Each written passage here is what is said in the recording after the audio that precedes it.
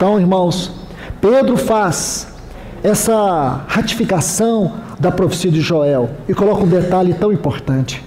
Esse detalhe ele é importante por quê, irmãos?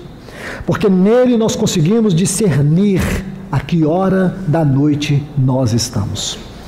Sabe o que é triste, irmãos? Não é a gente ser ignorante, é a gente se fazer de ignorante. Sabe como funciona? Não é o pior cego não é o que não vê, é aquele que não quer ver. Então o nosso problema é que a gente se faz de ignorante, porque a Bíblia é tão clara. Olha o que a Bíblia diz. 1 Tessalonicenses capítulo 5, versículo 4. Irmãos, vós não estáis em trevas. Trevas aqui é uma figura de ignorância espiritual. Vós não estáis em trevas, vocês não são espiritualmente ignorantes. Então saiba que esse dia, como ladrão, não será uma surpresa para vocês. Se você quer um texto mais claro do que esse, claríssimo, aí você diz, não irmão, para aí, confusão demais. Jesus diz que nem o dia e nem a hora, só o Pai que sabe. Irmãos, como a gente cria uma jurisprudência, umas interpretações malucas na palavra de Deus. É uma interpretação que ignora o texto, o contexto e vira um pretexto. Você pega Mateus capítulo 24, quando o nosso Senhor está falando justamente desse ponto, quando ele cita esse texto, ele diz assim, o dia e a hora, ninguém sabe, só o Pai. Mas embaixo, o que ele diz? Mas, como foram os dias de Noé? Viu a diferença? Dia e hora e dias de Noé. Isso aqui é hermenêutica, irmãos. É a ciência da interpretação bíblica. Se o dia, irmãos, quantos dias tem numa semana? Mas isso é óbvio demais, né, irmão? Fosse uma prova do Enem, todo mundo tirava 100. Não é verdade? Então, se você pensar, uma semana tem 7 dias. É isso que nós não sabemos, irmão. Se é na segunda, se é na quarta. A hora... Um dia tem 24 horas, é só aquele milésimo de segundo, porque quando a Bíblia diz assim, no momento, em 1 Coríntios capítulo 15, versículo 50, no momento, sabe essa palavra momento? Se você for olhar no original, essa palavra é a palavra que dá a ideia de átomo. Átomo. Uma coisa tão pequena, quase que você não consegue nem dividir, hoje a ciência consegue. Mas esse milésimos de segundo, um abrir e fechar de olhos. Alguns chegam a arriscar que os olhos levam 15 milésimos de segundo para abrir e fechar. Mas vamos deixar esses detalhes, isso não é tão importante. Importante é que nós estaremos lá. Agora veja, irmãos, é isso que a Bíblia diz. Se você está preocupado com o dia e a hora, então olhe quando Paulo diz no momento, no abrir e fechar de olhos. Então se você está achando que o dia e a hora é muito longo, o abrir e fechar de olhos é muito rápido. Agora procure discernir, vá, vou te ajudar, pegue os dias de Noé, estude os capítulos 4 a 6 do livro de Gênesis, você vai conseguir ali entender vários detalhes que dizem respeito aos dias de Noé, você vai ver uma geração perdida, uma geração promíscua, você vai ver ali a origem daquilo que podemos chamar espiritualmente a origem do mundo como um sistema, através dos descendentes de Caim, através daquela mulher chamada Ada, que gerou 3 filhos, Jubal, Jabal e Tubal-Caim. Você vai ver ali uma figura do início do mundo como sistema. Aqueles homens que fabricaram instrumentos de guerra, instrumentos de música. E também eram eles aqueles que a Bíblia dá ênfase como sendo os pioneiros da criação de gado, porque eles estavam preocupados em 3 coisas: provisão, proteção e prazer. E essas 3 palavras definem o que é o mundo hoje. Você vai ver que a partir dali que uma geração nova, a geração de Enos, passa a invocar o nome do Senhor. Você vai ver um outro detalhe também, de um homem chamado Enoque. Aquele homem, irmãos, quando Deus deu um filho para ele, ele passou a andar com Deus. Qual é o nome do seu filho? Você lembra do Matusalém? Sabe o que significa a etimologia, a formação do nome Matusalém? Quando esse menino morrer, o dilúvio virá. O dilúvio foi o juízo de Deus. Olha, imagina, aquele homem tinha uma profecia ambulante na casa dele. O menino não podia pegar uma gripe. Aí sabe o que Enoque pensou? Eu tenho que andar com Deus, porque se esse menino morrer, o juízo vai chegar. Está vendo, irmãos? Então você vê ali Pedro falando dos jovens, uma geração de jovens com encargo profético, irmãos. É a mesma questão do Matusalém. Se você estudar, se você gosta muito de ser preciso na palavra, você vai ver que no tempo que Matusalém morreu foi o dia que o dilúvio começou. Curioso tudo isso, não é, irmãos? Mas é a palavra de Deus, ela não falha, ela não volta vazia. Então você vai ver os dias de Noé e você vai fazer alusão, uma configuração com o nosso tempo. Então Paulo vai dizer que nós não estamos em trevas, nós não podemos ser ignorantes ou nos fazermos de ignorantes. Nós não temos o direito de sermos ignorantes.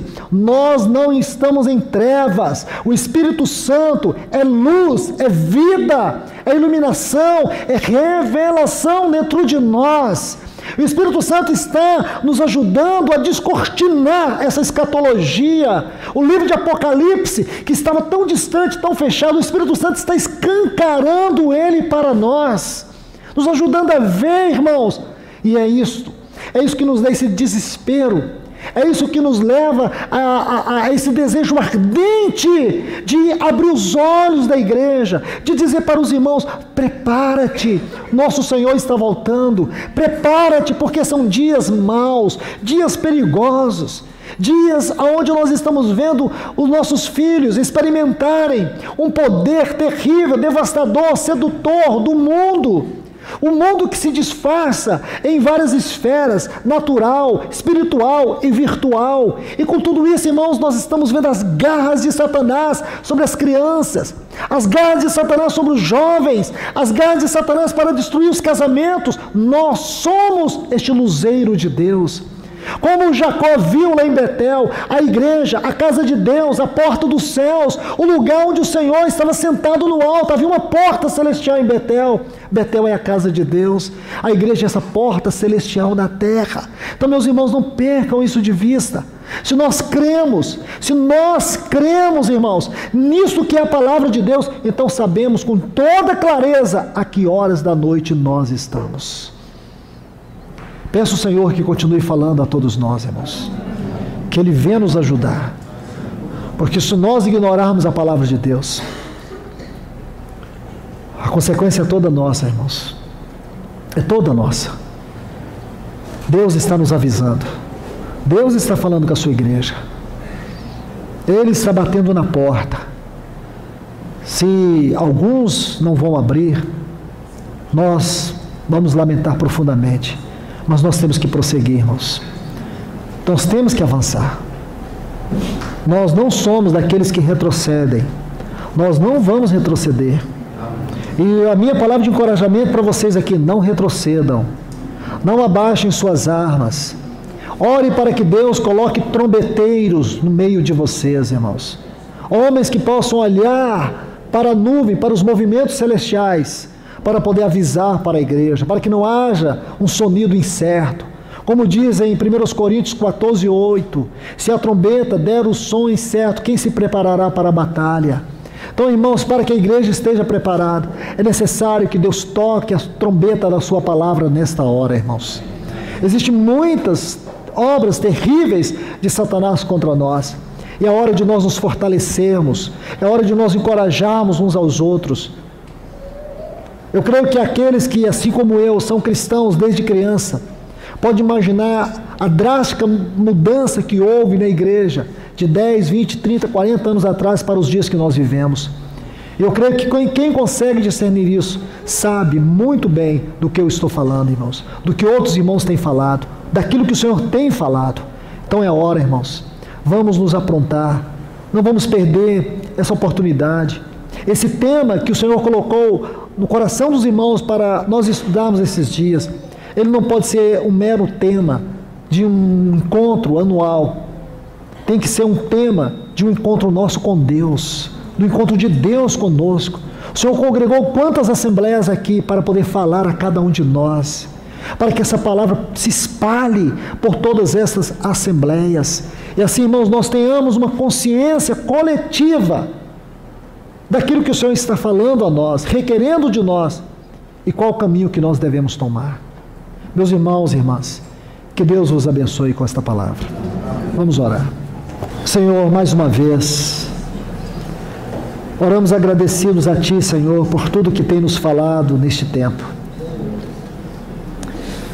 Senhor, não permita que a Tua palavra volte vazia, ó Deus. Tenha misericórdia de nós aqui. Quantas assembleias o Senhor ajuntou neste lugar. Senhor, nós não estamos aqui por causa de um evento.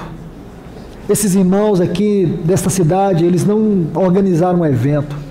Eles consagraram este lugar, esse tempo. E foram movidos pelo Senhor para fazer esta convocação.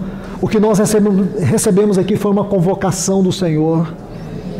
Senhor, é muita responsabilidade estar aqui nesses dias, ó Deus.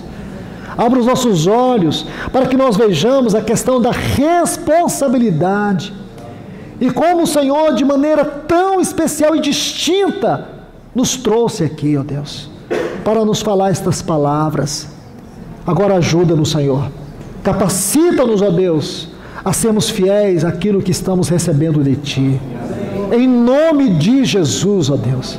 Vem operar, vem trabalhar em cada um de nós por meio da Tua palavra. Quebra o que tem de ser quebrado, tira o que tem de ser tirado, remove, cura, restaura, salva, liberta. Nós te pedimos em nome de Jesus, Senhor. Em nome de Jesus, Senhor. O Senhor tem levantado homens, ó Deus. Na mesma medida que sabemos que o Senhor tem recolhido alguns, o Senhor tem levantado outros, porque o Senhor não para de edificar a Tua igreja. O Senhor é suficiente para a Tua igreja. Continue levantando homens, ó Deus, vozes que trovejem a Tua palavra sobre a Tua igreja, Senhor. Nós te clamamos nesta hora, no grande nome de Jesus. Amém, Senhor.